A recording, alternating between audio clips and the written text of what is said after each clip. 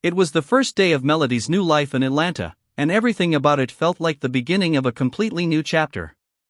She walked through her new front door with a small bag in her hand, her children following closely behind, looking like characters from a storybook in their freshly pressed school uniforms. The luggage in the back of the truck carried more than just clothes and belongings, it carried memories, old wounds, and a hope for something better. For the first time in a long while, Melody allowed herself to imagine a life without court dates, without accusations, and without constant tension. She believed she was stepping into peace. After putting the children to bed, Melody set her phone to charge, thinking she could finally rest. But peace did not come without its interruptions. A notification popped up on her phone from LAMH updates. There was a new Martell Holt scene in Huntsville, discussing the ongoing custody battle. Melody stared at the screen, silent for a moment, letting the words sink in. She picked up her phone, placed it on the table, and whispered to herself, "This should end now." She had moved on, yet her past was determined not to let her go easily. For Martell, Melody's departure was not a sign of defeat but a challenge he could not accept. He could not comprehend that the woman who had once been so intertwined with his life had chosen to build a life without him, far away in Atlanta. To him, this city was a symbol of a separation he did not want to accept. He spoke to a friend, saying, "I'll see how long she lasts there." Yet behind the words of bravado, there was a deep emptiness.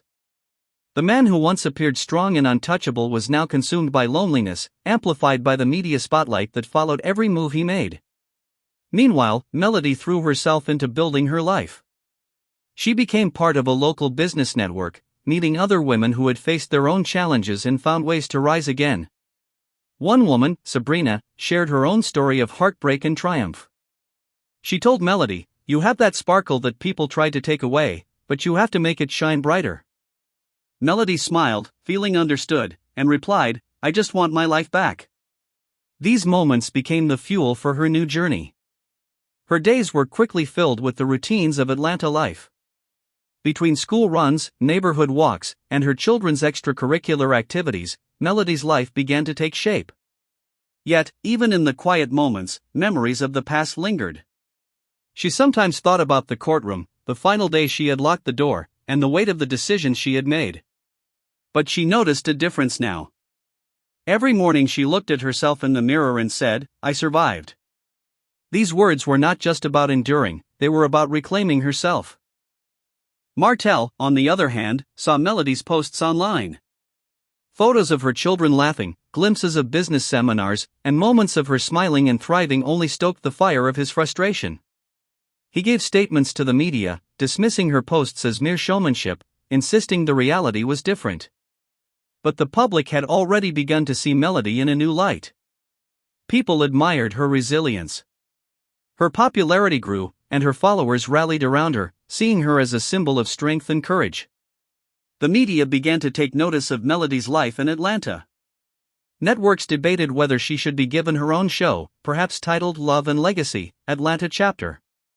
Producers believed her story of rebuilding her life would inspire viewers. But the very idea of her return to television angered Martell. He made it clear that if she returned to the spotlight, he would reveal his side of the story. Melody read his statements, but this time she did not remain silent in private.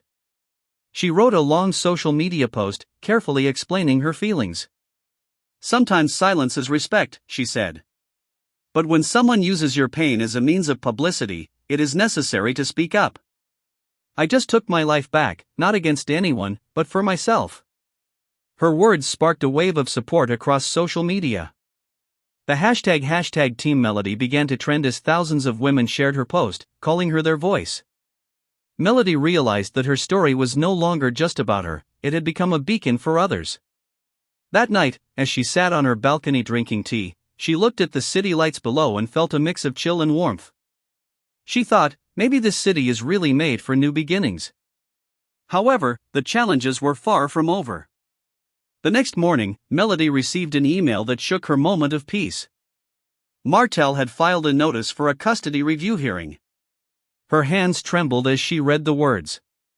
It was clear that her life in Atlanta, which she hoped would be peaceful, was about to be tested once again.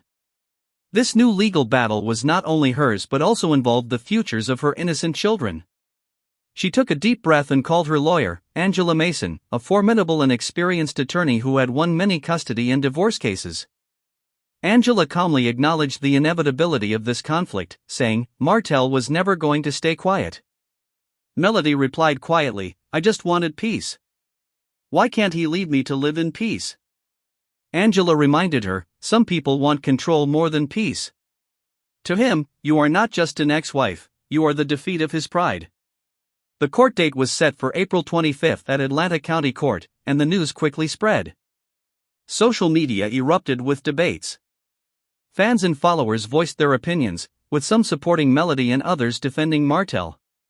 The discussions mirrored the tension in Melody's heart, as she prepared herself for the challenges ahead. She spent the next few days meticulously gathering evidence. School records, financial documents, and proof of the children's stability under her care became her arsenal. Martell, in contrast, portrayed himself through the media as a devoted father seeking equal time. He insisted, "I just want love for my children, but some people always want the spotlight." Despite his statements, public opinion had begun to lean in Melody's favor. Many were aware of Martell's history of anger and infidelity, and the narrative of him as a villain had begun to take shape.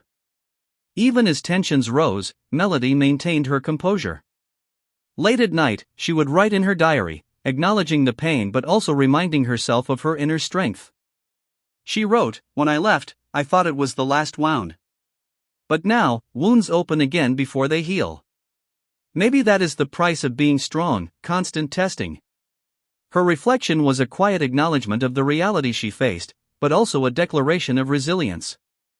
Meanwhile, Martell assembled his legal team, led by the young and aggressive lawyer David Crane. David advised Martell to present himself as the ideal father and let the media work in their favor.